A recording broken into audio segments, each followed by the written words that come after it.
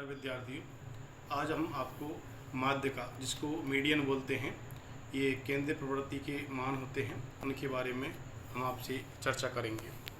तो माध्यिका क्या होती है और उसके विभिन्न प्रकार से व्यक्तिगत, खंडित श्रेणी, अखंडित श्रेणी आदि के विभिन्न टाइप से उसका हम आज अध्ययन करेंगे। तो एक प्रश्न के माध्यम से 2-3 प्रश्न हैं, उनके माध्यम से मैं सबसे पहले इसमें आप देखिए और मैं बताने का प्रयास करूंगा कि माध्यिका क्या है, मीडियन क्या है। तो सबसे पहले तो इसकी परिभाषा देखिए आप कि परिभाषा में और किसी समंक श्रेणी के मूल्यों को आरोही अथवा अवरोही, ये आरोही क्रम में सेट करते हैं अथवा हम अवरोही क्रम में, डिसेंडिंग अथवा असेंडिंग ऑर्डर में व्यवस्थित करने के पश्चात जो मूल्य श्रेणी के मध्य में स्थित होता है, मूल्य किस में होगा? मध्य में, उसे श्रेणी का माध्यिका मूल्य। यानी कि हम जो कुछ मान दे रखे होते हैं उनको आरोही अथवा अवरोही क्रम में सेट कर लेते हैं और फिर उसके बाद उनका क्रम से सेट करने के पश्चात मध्य मूल्य निकालते हैं। अब आप देखिए, पहला प्रश्न है व्यक्तिगत श्रेणी का। तो व्यक्तिगत श्रेणी में ये कुछ संख्या हैं 4, 6, 8, 2, 5, 3, 1, 12, 18, 20, 19, 21। इनका आपको मध्य का मूल्य ज्ञात करना है। तो सबसे पहले हम इनको आरोही अथवा अवरोही क्रम में जमाएंगे। तो हमने ये अब आरोही क्रम में जमा लिया। अब देखिए 1 आ गया, 2 आ गया, 3, 4, 5, 6, 8, 12, 18, 19, 20, 21। इसका 1, 2, 3, 4, 5, 6, 7, 8, 9, 10, 11, 12। ये 12 संख्याएँ हैं। आप इधर भी देख सकते हो, 1, 2, 3, 4, 5, 6, 7, 8, 9, 10, 11, 12, 12 संख्या हैं। अब आप देखिए इसमें क्या करेंगे, सबसे पहले इनका क्रम तय कर लेंगे। क्रम जैसे 1, 2, 3, 4, 5, 6, 7, 8, 9, 10, 11 और ये 12 क्रम हो गए इनके। अब माध्यिका आपको निकालनी है। अंग्रेजी में एम कैपिटल माध्यिका के लिए आता है और इसका सूत्र है n+1/2 मापद। यानी कि वो माध्यिका नहीं आएगी बल्कि वो पद आएगा। अब आप देखिए संख्या कितनी है, टोटल 12 प्लस n, यानी n आपका शो कर रहा है कि संख्याओं की ये जो संख्या कितनी है 12 प्लस 1, तो 12 प्लस 1 13/2 यानी कि 6.5 मापद। अब 6.5 में पद तो कोई सा हो नहीं सकता। यदि ये संख्या 12 की जगह 13 होती तो ये हो सकता था 13 प्लस 1/2 यानी कि 14/2 यानी कि 7वां पद। 7वां पद उस स्थिति में 7वां पद ये है 8, तो 8 आंसर आ जाता। लेकिन यहाँ हम देख रहे हैं कि 6.5वां पद कोई सा भी नहीं है। इसका मतलब ये है कि 6वां और 7वां जो पद है, तो 6वां और 7वां पद। तो अब हम यहाँ पर और माध्य का मूल्य निकालेंगे, माध्य का और मूल्य निकालेंगे, क्योंकि ये सवाल यहीं पर हल हो जाता यदि ये संख्या सम में होती। तो अब जैसे 6.5 है तो ना तो 6 ना 7 है, तो इसका मतलब 6 और 7 दोनों संख्या को, यानी कि 6 प्लस 7th माँ पद का मूल्य, पद का और मूल्य ले लेंगे, बटा और 2 कर लेंगे, बटा 2। तो 6वें पद का मूल्य क्या है 6 प्लस 7वें पद का मूल्य क्या है 8 प्लस 8/2 यानी कि 14/2 यानी कि 7 आंसर। ये आपका माध्य का मूल्य हो गया। ये आपका जो सवाल है वो व्यक्तिगत श्रेणी का है। अब दूसरा जो सवाल मैंने लिया है वो है खंडित श्रेणी का। दूसरे सवाल को देखें, माध्यम का में खंडित श्रेणी का। अब इसमें हमें इस सवाल में और मूल्य दे रखे हैं प्लस आवृत्ति यानी फ्रिक्वेंसी दे रखे हैं। इसके शेष भाग को हमें बनाना है। 2 कॉलम दे रखे हैं। तो आप देखिए मूल्य और आवृत्ति आपको दे रखे हैं, तो इसमें हम CF बनाएंगे, यानी कि क्यूमुलेटिव फ्रिक्वेंसी, संचयी बारंबारता है, संचयी आवृत्ति। तो संचयी आवृत्ति बनाने का जो सामान्य तरीका है वो जैसे 8 का यहाँ 8 रख दिया, 8 और 7 को जोड़ेंगे 15, 15 और 9 को जोड़ेंगे 24, 24 और 14 को जोड़ेंगे 38, 38 और 18 को जोड़ेंगे 56, फिर 56 और 10 को जोड़ेंगे 66, 66 और 12 को जोड़ेंगे 78, 78 और 15 को जोड़ेंगे 93, 93 और 20 को जोड़ेंगे आपका 113, 113 और 113 और 17 को जोड़ेंगे 130। इसका मतलब ये 130 हुए। अब यहाँ पर आवृत्ति 100 एन यानी पूरा टोटल दिखाएगी, यानी कि कुल नंबर्स को व्यक्त करने के लिए एन आता है, और एन इस समय हमारा 130 है, क्योंकि ये संचय आवृत्ति का जो योग है, जो नीचे वाला जो पद है वो इनका पूरा योग होगा। अभी हमने जैसे काउंट किया 8 से 15, 15 9 24 और 14 38 और 18 56 और 10 66 और 12 78 और 15 93 113 और 17 130। तो एन का जो मूल्य आया वो 130 आया। अब आप देखिए, ये करने के पश्चात NCF निकालने के पश्चात अब हमारे पास जो सूत्र है माध्यका का कि m बराबर n + 1/2, वह पद, यानी कि ये माध्यका का आंसर नहीं आएगा बल्कि वह पद, वो वाला पद आएगा। तो m बराबर n कितना है हमारे पास 130 + 1/2। अब 131/2 आंसर यहाँ आया अपना आपका 65.5 माँ पद। ये आंसर नहीं है हमारा, वहाँ पद है ये। अब आप देखिए इसमें 65.5वां पद कौन सा है। अब यहाँ पर हम देख रहे हैं कि 56 आ गया, फिर यहाँ पर आपका 56 आ गया, यानी कि इसके बाद यहाँ 66 आ गया। तो इसका मतलब जो 65.5 आया है, ये कौन से पद में संचय आवृत्ति में इसकी गणना होगी। 56 से तो अधिक है ही है, इसका मतलब 56 तक तो आएगा ही नहीं, और 65.5 है तो 65.5 66 वाले और संचय आवृत्ति में इसकी गणना होगी। इसका मतलब ये हुआ कि ये जो पद है 66वां पद, वो इसका मूल्य कितना है 35।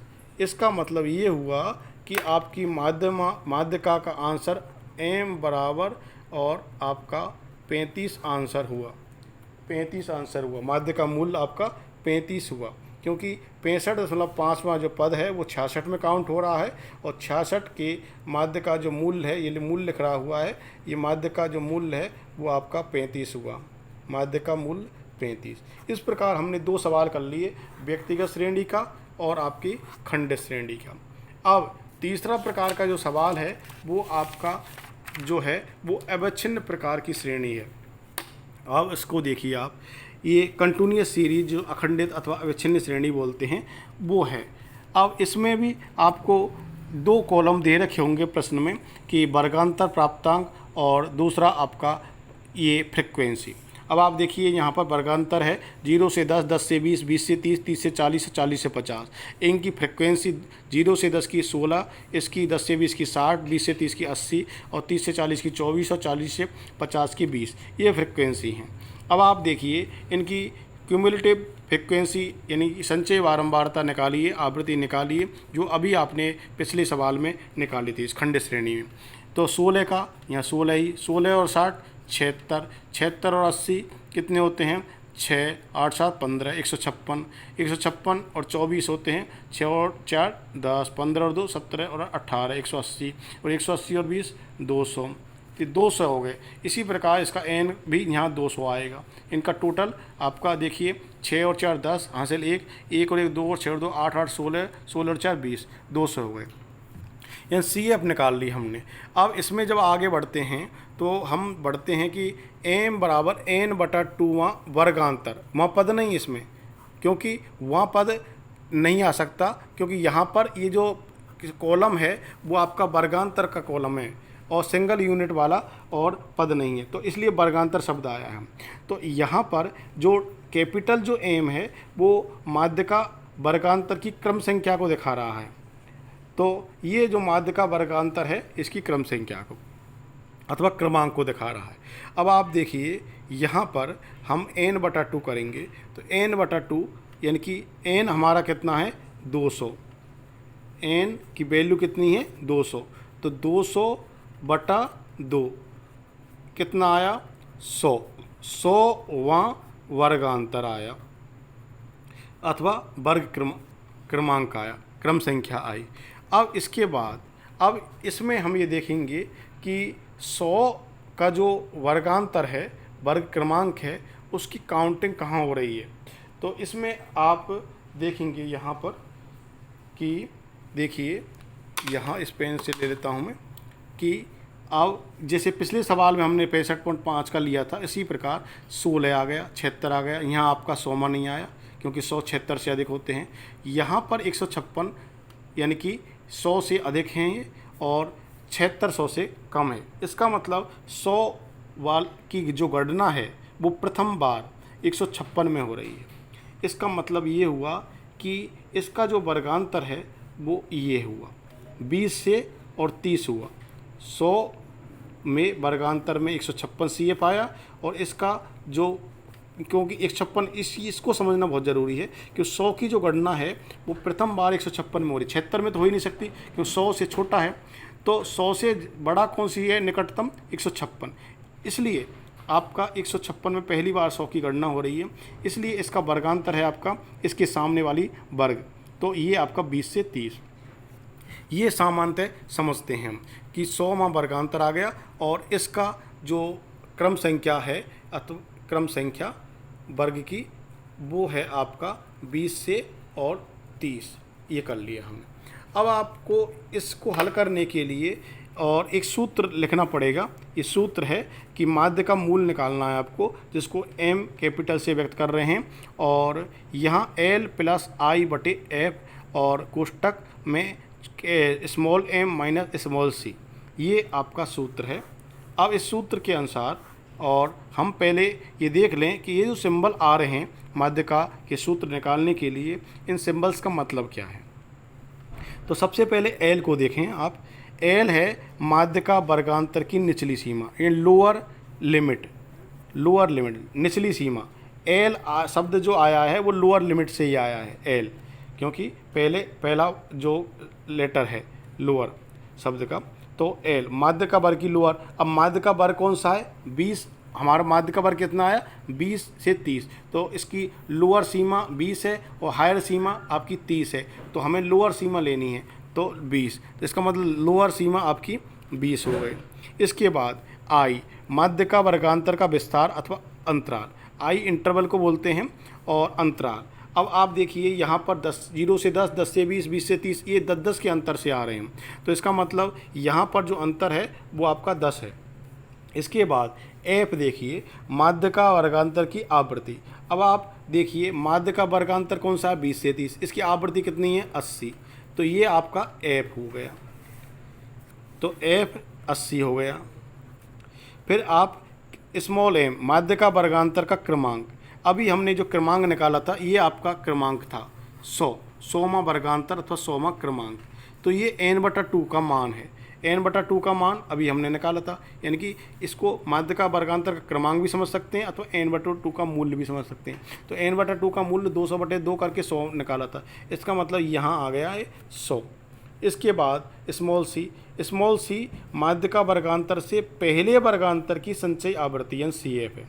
तो आप इसको समझिए, माध्य का वर्गांतर आप इसमें टेबल में देखिए हमारा कितना 20 से 30, लेकिन इसमें यहाँ देखो से पहले वर्गांतर, माध्य का वर्गांतर से पहला वर्गांतर कितना है 10 से 20 की संचयी आवृत्ति CF। तो माध्य का वर्गांतर से पहला वर्गांतर कितना है 10 से 20 की संचयी आवृत्ति कितनी है 76। इसका मतलब हमारा 76 क्या होगा, C होगा, 76 आपका C होगा। तो यहाँ पर हम C का मतलब कितना हुआ 76। ये सब हमें सिंबल को समझना है, और समझने के पश्चात उसकी वैल्यू इस टेबल में निकालनी है। अब इस सूत्र के अनुसार हमें इन संख्याओं को जमाना है। तो आप देखिए m मैंने यहाँ लिख दिया। अब लोअर लिमिट कितनी है आपकी 20 लिख दिया। सिंबल है प्लस का, तो प्लस का सिंबल है तो प्लस लिख दिया मैंने। फिर I इंटरवल कितना था अपना 10, अंतराल इन वर्गांतर में 10 का है, जैसे 0 से 10, 10 से 20, 20 से 30, ये 10 का अंतर है 10 बटे F। फ्रिक्वेंसी 20 से 30 के वर्गांतर की कितनी है 80 लिख दिया मैंने फ्रिक्वेंसी को, यानी कि आवृत्ति को। फिर M माइनस C, M की वैल्यू मैंने निकाली थी यानी 100, यानी n/2, तो n/2 यानी कि 100 फिर माइनस सी अभी निकाली थी कि माध्यिका वर्गांतर से पहले वर्गांतर की संचयी आवृत्ति, जो कि हमारी नेटी थी 76। अब इसको सॉल्व करना है तो 20 प्लस, अब आप देखिए 10 का गुणा करेंगे हम, 100 माइनस 76 घटाए तो बच गए 24 से बटे 80। अब इसको और सॉल्व करें, 20 प्लस 24 का गुणा 10 से किया 240 हो गया, 240 बटे 80। अब इसको काटते हैं, 0 से 0 कट गई, 8 दिया 24, 3 बच गए। इसका मतलब बराबर 20 प्लस 3, आंसर कितना आया 23, ये आंसर आया। ये आपका माध्य का मूल्य हो गया। तो इस प्रकार हम 3 प्रकार के सवाल हमने इस माध्य का मीडियन टाइप में समझे हैं, जिसमें पहला, इसमें अभी मैंने बताया आपको, व्यक्तिगत श्रेणी में, दूसरा खंडित श्रेणी में, और तीसरा इस पेपर पर मैंने बताया अवच्छिन्न एंड कंटिन्यूअस सीरीज में। इस प्रकार इन तीनों के सूत्र आप समझें, किस प्रकार वो पद निकालते हैं, और यदि और सम संख्या में ना आए तो हम उसको विषम संख्या में, यदि वो आया पॉइंट में आया है तो उसको आगे उससे पहले का और बाद का पद मूल्य निकाल करके और 2 से भाग दे करके तब उसको माध्यिका का मूल्य निकालते हैं। इस प्रकार आज इस माध्यिका के सवाल में इतना ही। धन्यवाद।